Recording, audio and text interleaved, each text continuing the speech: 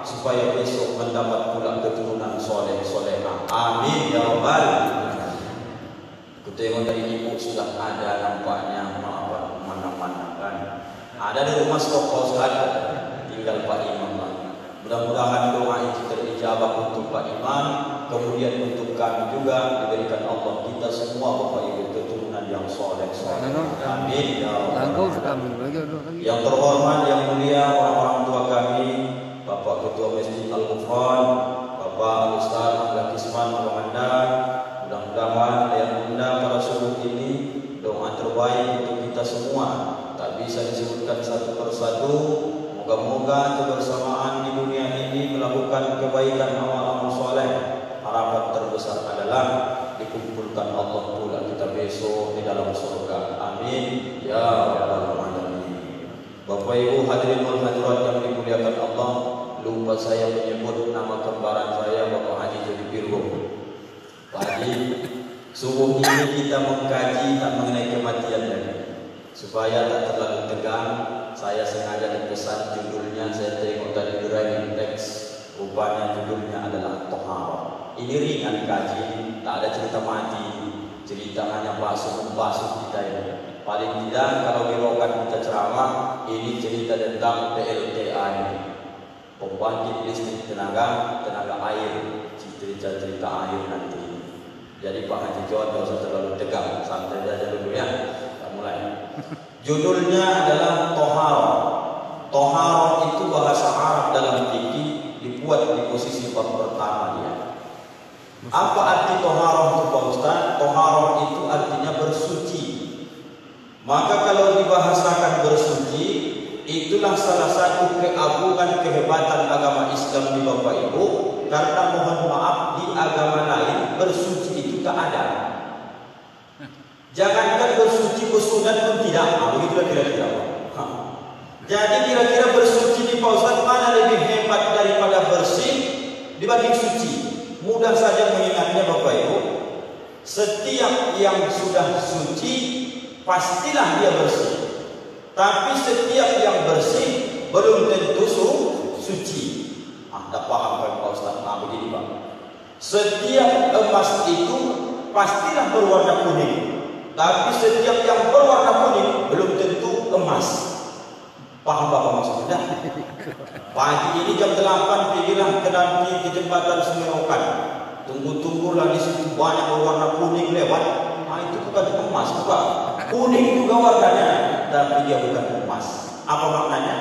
Setiap yang suci sudah pastilah itu bersih. Tapi setiap yang bersih belum tentu suci. Berarti bisa dipahami di atas lagi status suci, di bawahnya adalah bersih. Mohon maaf Pak, harus kita bandingkan kalau dalam fikih. Kalau kira-kira ini Bapak Ibu jorok dia, kotor dia, kena lumpur dia. Kalau ini di tangan saya cuci tentu bersih. Kalau ini di tangan Pak Nainggolan, mohon maaf non muslim, kena juga lumpur, dicucinya bersih tak? Bersih tak Pak? Bersih. Enggak lah. Ini Pak Haji John jangan salah-salah jawab nih, bahaya nih. Ini di tangan saya kena lumpur, saya bawa ke kamar mandi, saya buka air keran, saya cuci, bersih tidak? Bersih. Datang Pak Nainggolan dan muslim ke Moras, datang ke rumah, Pak Ustaz, ya, saya minta aqua lah, dimintanya aqua ini juga, kemudian jatuh ke tanah, kuling-kuling. Jorok dia, kotor. Ustaz, mintalah air keran dulu tuh, biar saya cuci dulu nih, bukannya air keran, dicucinya. Di tangan Pak Nainggolan juga ini bisa bersih, di tangan Ustaz juga bisa ini bersih. Tapi dia hanya sebatas bersih ketika nanti benda ini ada yang mempengaruhi kena najis, maka Pak Nainggolan tak pandai cara mensucikan benda ini. Maka harus paham kita ini Bapak Ibu. Mana dasarnya Pak Ustaz? Tiga inilah kita kaji dulu. Apa yang tiga ini? Yang pertama adalah disebut dengan najis. Yang kedua disebut dengan kotoran. Yang ketiga disebut dengan hadas. Judulnya nanti arahnya bersuci dari najis. Jadi yang pertama najis. Apa yang dimaksud dengan najis? Najis adalah sesuatu yang kotor menurut hukum syariat agama Islam. Jadi Islam yang menentukan ini najis atau tidak. Lalu yang kedua, apa yang dimaksud dengan kotoran? Maka sesuatu yang bukan najis tapi dia hanya sebatas kotor yang tidak menghalangi kita untuk melakukan amal ibadah seperti sholat. Mana contohnya Pak Ustaz? Anak-anak kita main lumpur. Ini musim hujan, kemudian kerah bajunya menghitam, lengan bajunya juga kena tanah merah. Maka kemudian datang dia, "Ma, bajuku sudah kotor, Ma. Buka bajumu itu sudah kena najis tuh." Jarang orang tua ngomong seperti itu. Pasti dia bilang, "Buka nak baju biar dicuci, sudah kotor bajumu tuh." Bahasa kotor itulah yang dinilai. Kalau seandainya anak kita bawa baju tadi sholat, maka sholatnya pun tak masalah, karena status baju itu kok kotor, bukan bernajis. Sama dengan orang tua kita yang panen sawit itu berkeringat dia, dipikirnya keringat itu najis, maka alasan dia lah tak sholat zuhur di kebun kalau dia panen. Kenapa bapak tak sholat? Ini bajuku ini Pak Ustaz kotor nih.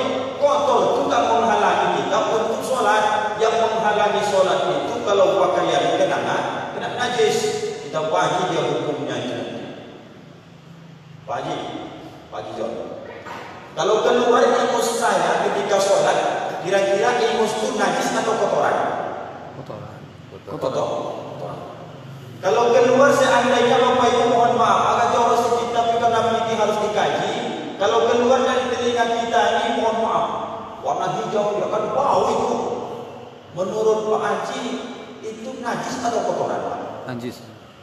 Najis itu harus dibersihkan. Nanah. Dia tak nanah dia baju. Ada satu penyakit dia keluar, tapi bukan nanah dia, meleleh dia. Ketika sholat. Kalau nanam itu kan memang dia gelap. Kalau ini kan agak cair ya, tapi hijau warnanya. Bau kali itu Pak. Najis saja. Nah, itulah pentingnya mengaji itu Pak. Yang menetes dari air mata ini keluar ya, air mata kita ini najis atau kotoran Pak? Ya, itu enggak. Itulah rupanya masih belum paham kita mengenai najisnya. Yang keluar dari depan belakang mohon maaf, kalau bahasa Arab disebut dengan kubul dubur. Kubul bagian depan, dubur bagian belakang. Kalau perempuan disebut dengan parjun, itu yang dari depan. Yang keluar itu mau benda padat, benda cair. Kalau yang keluar dari depan belakang manusia maupun hewan, itu Bapak Ibu adalah najis. Saya menelan kelereng. Tiba-tiba mohon maaf buang air besar keluar kelereng itu bulat-bulat persis dia Pak. Kira-kira kelereng itu statusnya najis atau kotoran? Najis Pak. Bisa nggak disucikan kelereng ini Pak? Bisa. Asal nanti berubah dia, saya suci dengan berubah warna, rasa dan baunya. Kalau hilang yang tiga ini, banyak kelereng itu bisa dipakai untuk main tapi bukan untuk dimakan. Tuh. Jadi tingkatannya adalah najis, kotoran, sekarang hadas. Ma makna hadas Pak Ustaz? Apa arti hadas Pak Ustaz? Hadas itu ada dalam diri kita nih. Dia tak bisa dilihat dia, tak nampak dia, wujudnya tak ada. Beda dia macam najis tadi. Kalau najis itu mohon maaf, buang air besar kita ke toilet itu, kita pandang ke belakang sedikit, itulah najis. Nampak barangnya. Buang air kecil kita sebelum kita siram mohon maaf, nampak mohon maaf sisa buang air kecil tadi, itulah najis. Tapi kalau hadas yang itu dia tak nampak. Najis itu nampak dibagi dua nanti. Kalau hadas ada dalam diri kita. Hadas itu terbagi berapa Pak Ustaz? Hadas terbagi dua. Hadas kecil, hadas besar. Kalau hadas kecil, ketika mohon maaf kita batal wudu, buang angin itu, buang air kecil itu, selama ayam ibu belum berwudu, maka selama itu kita menanggung hadas kecil. Hadas besar mana Pak Ustaz? Banyak pengaruhnya. Kalau bagi perempuan bisa dia mohon maaf keluar darah haid, keluar darah nifas, kemudian juga nanti ada namanya wiladah, Maka sebelum dia suci itu disebut dengan berhadas besar. Kita bapak-bapak nih mohon maaf yang sudah menikah, mohon maaf izin ketika berhubungan suami istri sebelum mandi wajib itu menanggung hadas besar. Atau dia mohon maaf mimpi basah belum mandi wajib itu juga hadas besar. Maka yang kita kaji pada subuh ini kita harus tahu tingkatan ini dulu. Yang pertama tadi adalah najis, yang kedua adalah kotoran, yang ketiga adalah hadas. Yang dikaji hari ini dikasih panitia pengurus judulnya adalah bersuci dari najis. Jadi macam-macam najis itu Pak Ustaz banyak ya, banyak sekali. Kalau tadi dalam diri kita ini banyak tak najis Pak Ustaz yang bersumber dari diri kita, pangkalnya ada dua. Yang depan, belakang, asal keluar dia mau cair mau padat itu najis. Kemudian mana tambahannya Pak Ustaz? Mohon maaf kita muntah. Sisa muntah kita itu karena sudah diproses di dalam keluar dia, maka kemudian itu rupanya juga najis. Jadi kalau yang keluar dari telinga tadi Pak Ustaz, najis apa tidak? Tidak. Suci dia rupanya selama dia belum bercampur nanti dengan darah dan nanah. Yang menjadi najis itu adalah darah, nanah, bangkai. Maka kita urutkan dia.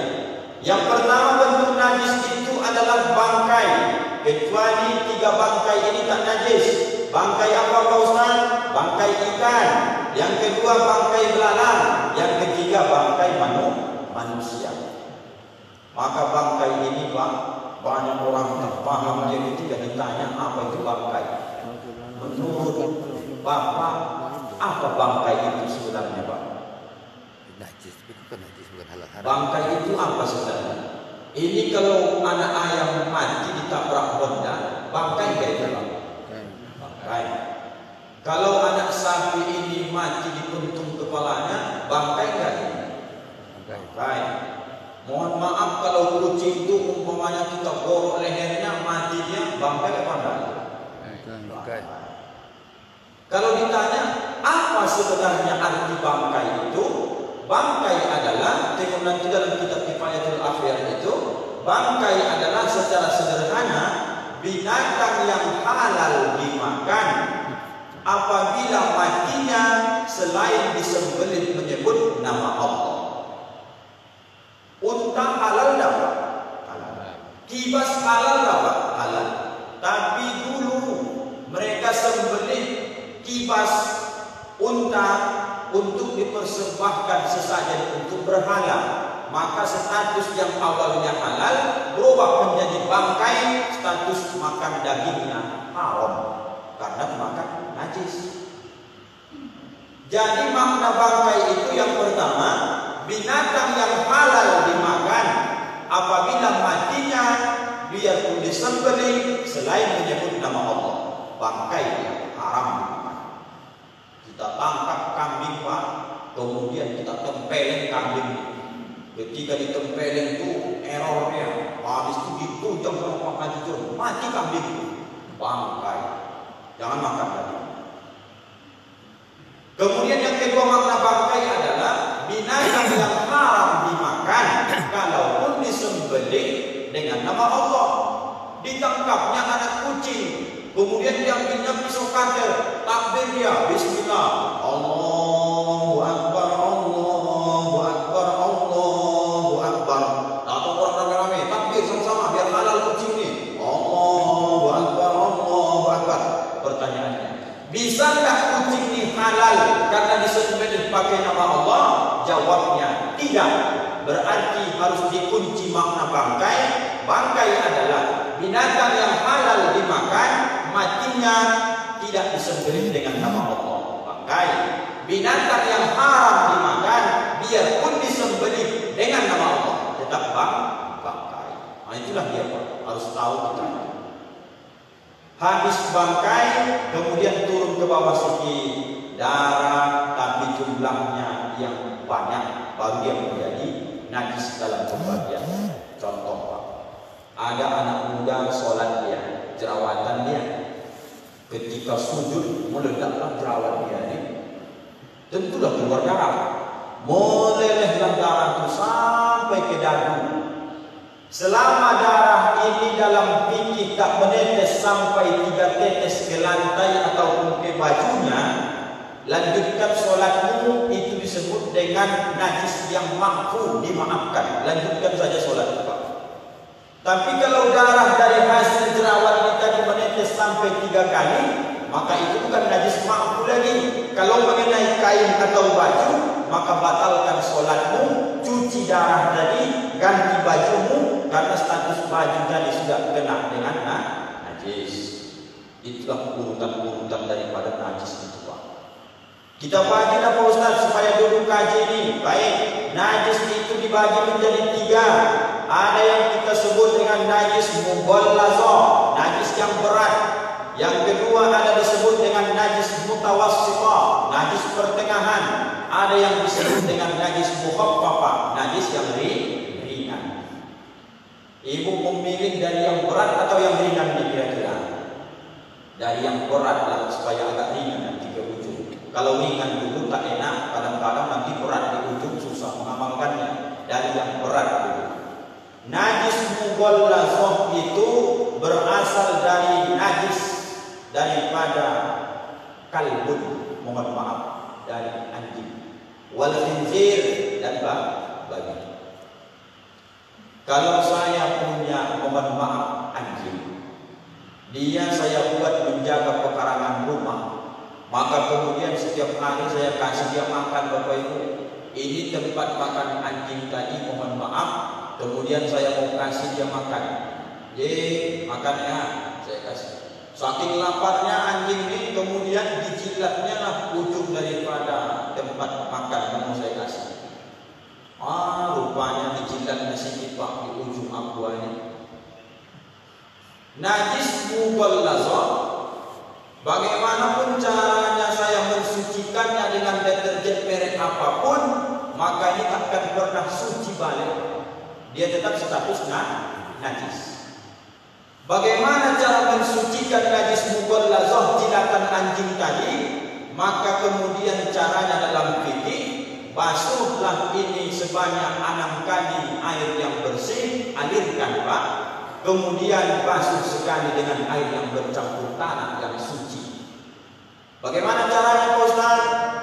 Ambil nanti air yang bersih 7 kali, pakai gayung, pakai cangkir boleh. Yang dijilat tadi ini Pak, letak begini, ambil air 1, 2, 3, 4, 5, 6.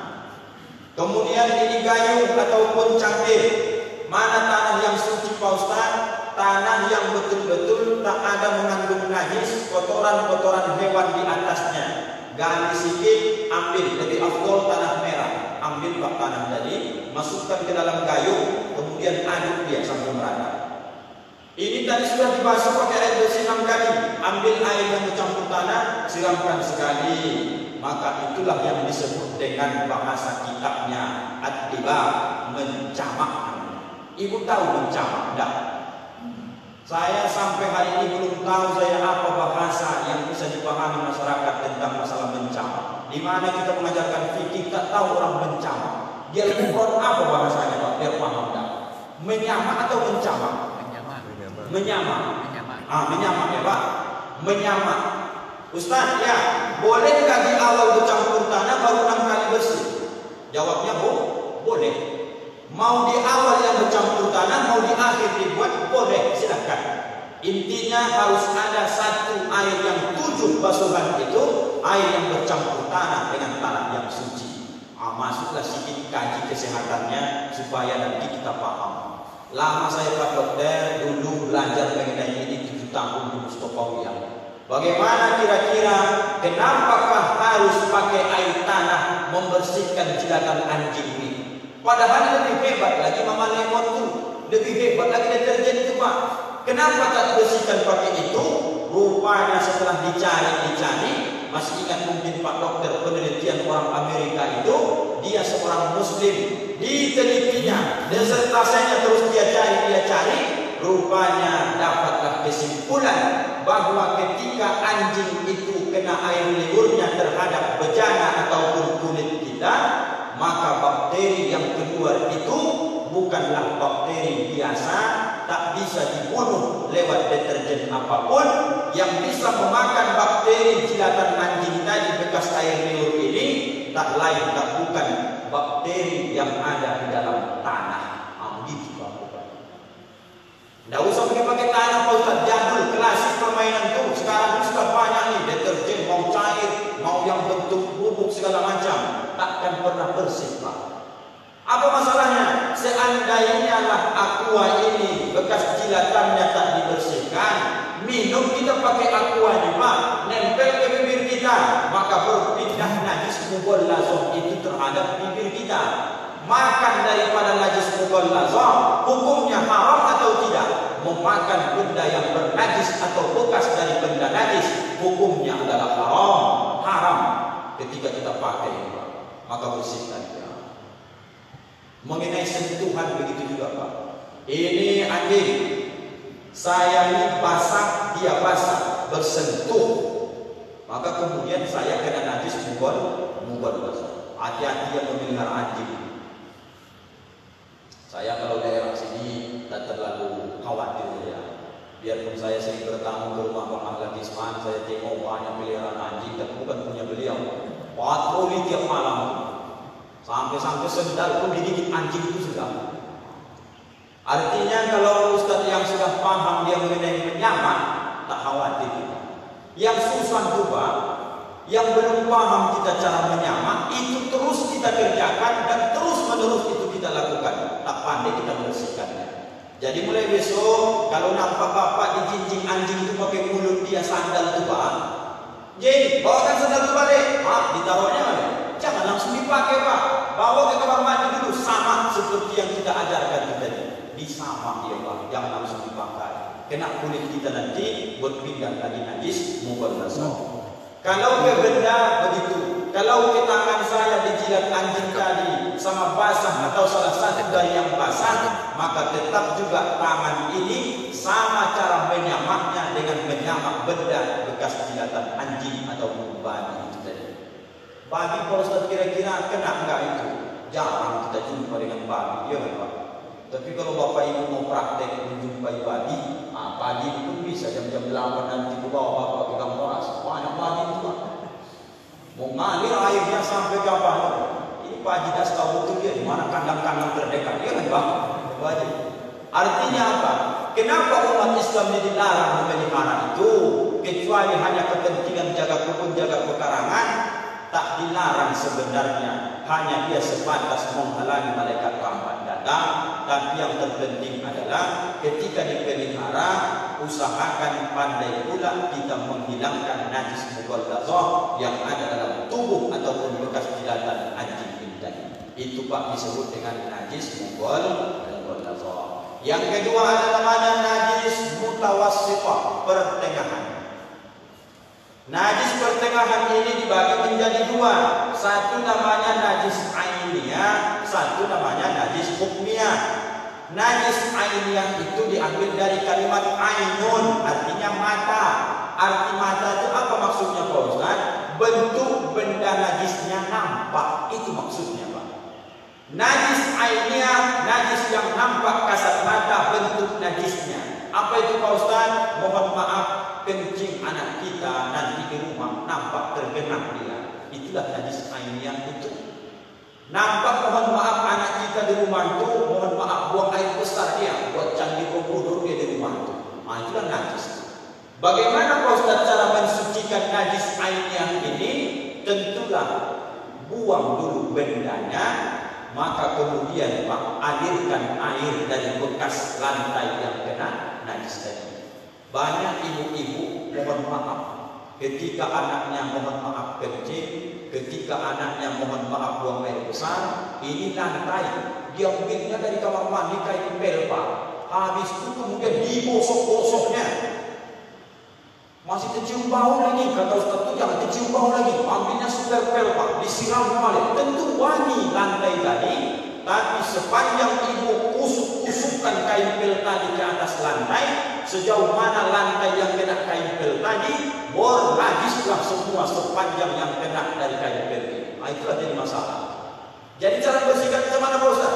Buang dulu najisnya, kemudian alirkan air, baru kemudian lap dia kalau mau dilap. Yang intinya alirkan air. Cara membersihkan najis mutawassithah, bagian pertama najis ainiyah. Yang kedua namanya najis hukmiyah. Najis hukmiyah itu sebatas hukumnya saja. Najis hukmiyah itu kebalikan dari najis ainiyah. Ainiyah nampak wujud, hukmiyah tak nampak wujud, tinggal hukumnya saja. Kira-kira ini rumah di kemarin nih pernah anak kencing, tapi tidak tahu di pojok mana lagi. Ini mau sholat nih, timbul keraguan. Pojok sana atau pojok sini? Saya mau sholat nih. Entahlah, kata suaminya. Maka bagaimana cara mensucikan najis hukmiyah? Kita tak paham. Maka kalau bisa Pak, kira-kira kalau tidak bisa sebelah sana, sebelah sini, kalau lebih sempurnanya maka basuh semua lantai supaya tidak was-was. Tapi kalau bisa di agak-agak, nampaknya sebelah sana ini, itu sudah mencukupi. Bagaimana caranya? Tetap juga alirkan airnya. Sekali lagi jangan dipercik Pak. Jangan dipercik. Kadang orang membasuh najis pun cukup sama dia itu dipercik-perciknya, lah selesai. Tak begitu, alirkan air. Itu najis hukmiyah. Yang ketiga disebut dengan najis mukhaffafah, najis yang ringan. Apa contohnya Pak Ustaz?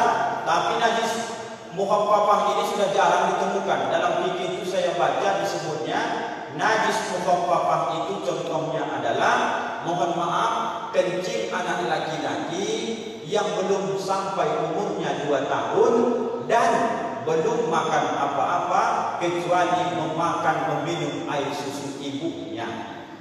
Sekarang 2 bulan pun sudah dikasih SGM, najis sudah kencing anak itu. Sekarang 3 bulan anak sudah dikasih makan sun segala macam tuh, tak bisa lagi. Maka najis mukhaffafah ini jarang. Tapi kalau seandainya ada, ini anak Pak Ustaz, ingat ya, anak laki-laki. Ini kuliahnya laki-laki ini. Cerita mengenai filter balik ini. Laki-laki Pak, Ibu, dia kalau belum makan apa-apa sebelum 2 tahun umurnya, betul hanya minum air susu ibunya. Sebelum 2 tahun usia anak ini, mohon maaf, buang air kecilnya di baju ibu. Kalau ibu sudah selesai nifas, mau sholat ibu pakai baju itu sah, karena air kencing tadi itu tak najis. Selama anak laki-laki ini belum makan minum apa-apa kecuali air susu ibunya. Dapat nggak anak ini sekarang? Enggak, susah sudah nih. Apa yang dapat? Somai dapat, masukkan ke mulut anak. Dapat bakso goreng, masukkan ke mulut anak. Makanya jadi najis air kencingnya. Kalau perempuan Pak Ustaz, mulai semenjak lahir dia ke dunia ini, mohon maaf, buang air kecilnya sudah menjadi najis. Apa sebab? Mohon maaf, karena beda lagi dengan perempuan. Kalau laki-laki dia ada filterisasi, disaringnya. Baru keluar. Kalau perempuan jangan ketawa ini belakang, tak ada filternya.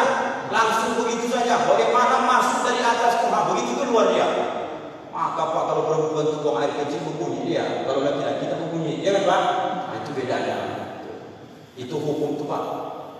Jadi kalau seandainya anak ini tadi belum makan apa-apa yang laki-laki ini, maka air kencingnya najis mukhaffafah. Bagaimana cara menghilangkan najis mukhaffafah Pak Ustaz, najis ringan?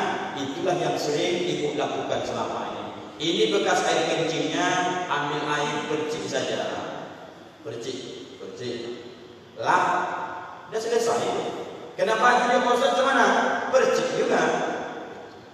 Tapi ingat, undang-undangnya tadi dalam fikih, selama anak ini belum makan apa-apa kecuali air susu ibunya. Itulah tingkatan daripada najis. Yang disebut yang pertama mughallazah, yang kedua tadi mutawassithah, yang ketiga disebut dengan mukhaffafah. Kesimpulannya Bapak Ibu, kalau najis itu menjadi syarat daripada sahnya sholat kita. Karena nanti ada disebut dengan syarat ada disebut dengan rukun, ada disebut dengan sah, ada disebut dengan batal. Maka syarat itu sebelum kita melakukan sholat kita penuhi dulu. Salah satu syaratnya adalah bersih badan, pakaian, dan tempat. Dari mana? Najis. Bersih badan, maka itu identiknya nanti ke hadas ini. Sehusuk apapun kita sholat kalau tak berwudu, sah nggak sholat itu? Tidak. Apa sebab? Menanggung hadas kecil. Sehusuk apapun sholat, rupanya baju yang dipakai, mohon maaf bernajis, sah nggak sholat kita? Jawabnya tidak. Maka begitulah pentingnya kita melihat kondisi yang tiga ini. Bersih badan dari hadas, bersih pakaian dari najis, bersih tempat sholat dari najis, barulah mulai kerjakan sholat. Itulah yang disebut dengan sah ataupun ma yajtami'u bihi rukni wa syarti. Ketika berkumpul rukun dengan syarat, itulah yang disebut dengan sah dalam ilmu fikih. Begitu ayah bunda yang bisa disampaikan subuh ini, dengan harapan bisalah kita kenali najis-najis yang ada di sekeliling kita, supaya nanti amal ibadah kita ini mencapai derajat sah, supaya tak sia-sia kita beribadah selama ini. Mohon maaf tentu banyak kekurangan, mohon izin dan mohon ampun kepada Allah. Mudah-mudahan penyampaian ini bermanfaat, terkhusus bagi diri pribadi dan untuk kita semua. Dimudahkan Allah, dikuatkan Allah kita mengamalkannya. Amin ya rabbal alamin. Terima kasih atas perhatiannya. Kita tutup dengan doa kifaratul majlis. Subhanakallahumma wa bihamdika asyhadu an la ilaha illa anta astaghfiruka wa atubu ilaik. Wassalamualaikum warahmatullahi wabarakatuh. Waalaikumsalam.